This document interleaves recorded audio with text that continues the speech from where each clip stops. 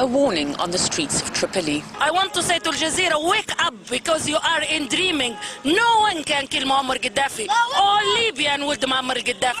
At the heart of the criticism, reports that Gaddafi's warplanes bombed and killed dozens of protesters in the capital city. Future of Libya appears to be on a knife edge. Fighter jets have been bombarding the capital, Tripoli, reportedly on the orders of leader Muammar Gaddafi. Later on, they told us that Tripoli is bombed by Air Force and heavy guns or something like that. And completely it's not true. The truth seems more to be a city going about its everyday business. These are hardly the pictures of a city on the brink of war. Meanwhile, Libya's capital Tripoli is bracing for what could be another night of gunfire, explosions and fighting.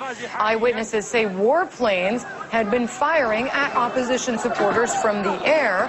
When we invited the foreign media to come to Tripoli and to Libya and to see and to watch and to send their reports to their channels, we noticed that the administration or management of their channels selected what they want from these reports and eliminate or delete what does not serve their purposes.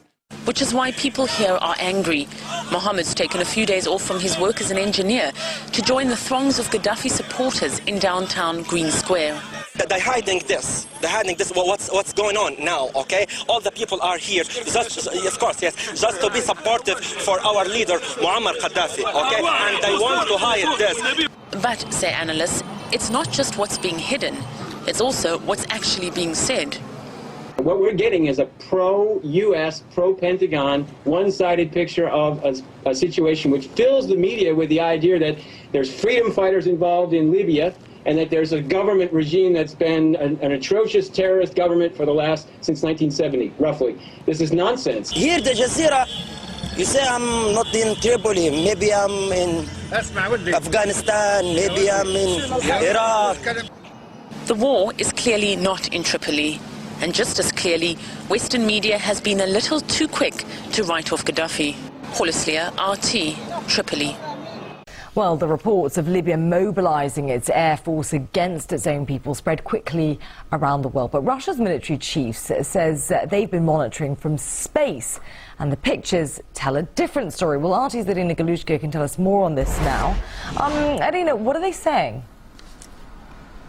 Well, Alice, at this point we have information from Russia's joint staff who are saying that they have been monitoring the situation in Libya from space via satellites since the beginning of the unrest in the country. And according to them, some of the reports made by the Western media are not entirely corresponding to the pictures that they are getting. To be more precise, according to Al Jazeera and to BBC, on the 22nd of February, Libyan government has inflicted airstrikes on Benghazi, the biggest city in the country, and on Tripoli. And according to Russia's military, they have not registered any of those airstrikes. According to them, the pictures show that nothing of that sort has been going on the ground. Now, if we also focus on the pictures, on the footage that we've been getting from the country, we may be able to notice that there are absolutely no signs of any destruction inflicted by attacks from air or by Libyan Air Force in those pictures. So at this point, Russia's military is saying that as far as they're concerned, they have not seen any attacks, so they can pretty much make a judgment that those attacks, which the Western media has been reporting on, have not been made. Also, Russian military is also working in very close cooperation with Russia's Ministry of Foreign Affairs, and they're monitoring not just the military situation, not just Tripoli and other cities in Libya. They're also paying a very close attention to the oil extraction facilities, and they are keeping us up to date as to what is happening on the ground from space. Okay, Irina, many thanks for that update. That was RT's Irina Galushka there reporting from Moscow on the Russian reaction to the Libyan conflict. Let's get more perspective on the situation in Libya from Diana Johnston, a political writer. Good to have you with us. So, Gaddafi's gone back on his word and continued military action against his own people. Don't you think that in some way justifies intervention? Of course not. I mean, against his own people. This is a civil war. Which part of his own people are you talking about? I mean, that is simply, you can't tell me that the real concern here is about the people of Libya.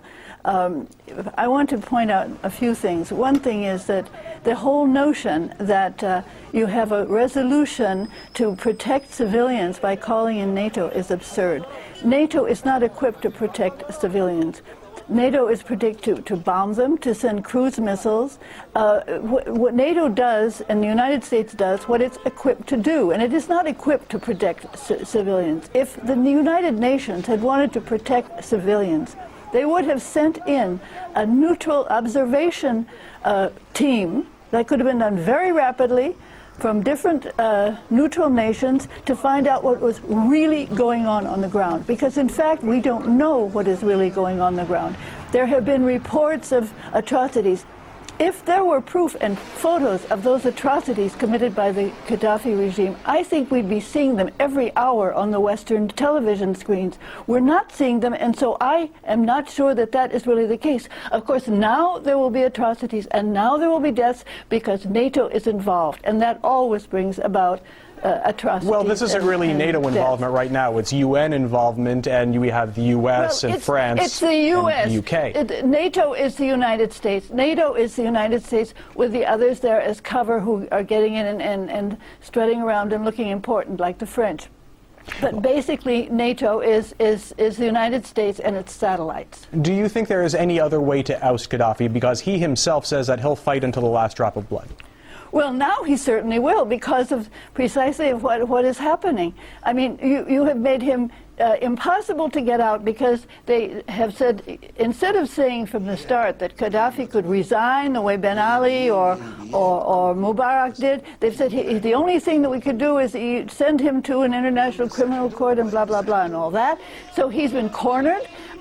He has no way out, and so of course he's fighting back. I say from the very start, if people cared about peace, but I don't think that's what they cared about, and we could get into that, is what's really behind this, they would have, the United Nations has now completely disgraced itself, to my mind, because it is supposed to be a peacekeeping operation, and it should, to keep peace, you first of all have to know the facts. They had to send in neutral observers. They have refused to do that. Instead of that, they send in NATO, which cannot possibly protect civilian lives. It's naive to think that. I mean, a lot of people have fallen for that. I think it's by pure ignorance, by some and by calculation of another. But a no-fly zone, you see, already they've gone beyond that. They always go beyond whatever excuse they give to get to start military action. Now, you wrote a book like that. You wrote a book on NATO's operation in Yugoslavia. Do you think we're seeing parallels between what went on there and what's going on in Libya? Yes, indeed, because what is similar is you have internal problems in a country.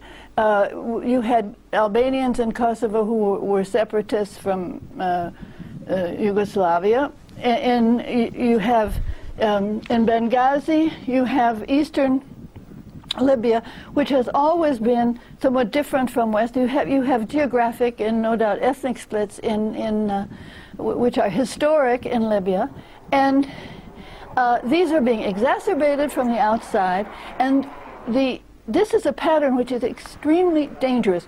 Once you get an internal armed rebellion, because remember, the rebellion in Libya, unlike the demonstrations in Egypt and in Tunisia, was armed practically from the start. So you have an armed rebellion. Naturally, you tell me what country, when it has an armed rebellion, doesn't try to repress it. And immediately the repression is denounced as violation of human rights or even genocide, and that's the excuse for the United States and NATO to intervene. They have their own motives for that, but they will use that, and they can do it anywhere. They can do it anywhere. You see, this is a very dangerous precedent, because it can be used against any country whose regime the United States and its allies don't like. And the real objective is regime change. All right, Diana Johnston, thanks for your perspective. I had a lot more to say. Sorry, we have to leave it there. For more analysis on the situation in Libya, we go live with Stephen Lenman, a Chicago-based radio host of a political talk show. Good to have you with us. So there's violence raging elsewhere in the region, for example, in Bahrain, in Yemen. Why is Libya getting all the attention? Well, Libya is getting attention because America supports the monarchy in Bahrain, supports President Saleh in Yemen, but does not support Gaddafi. And it's very ironic because around 2003, Gaddafi established rapprochement with Washington. Relations were fine. He had meetings with U.S. officials, including Secretary of State Clinton, who expressed very warm regards for Gaddafi, basically deceiving him because what's going on now was planned many months in advance. A military engagement like America undertakes does not just happen. It isn't planned a week or 2 weeks in advance. This was planned months in advance. There are logistics, there are targets to pick out, there are troop deployments, and there's the massaging of public opinion in America, preparing the U.S. public for America again to go at war illegally. This is naked aggression against another country.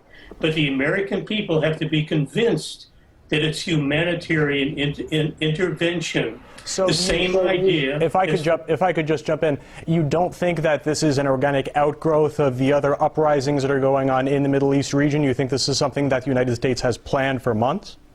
Absolutely. This has nothing to do with the other uprisings. The other uprisings are very legitimate. Egypt, Yemen, the Bahrainians, Jordanians, Algerians. You hear very little about this in the U.S. media, but Libya is all over the media. It has been for weeks.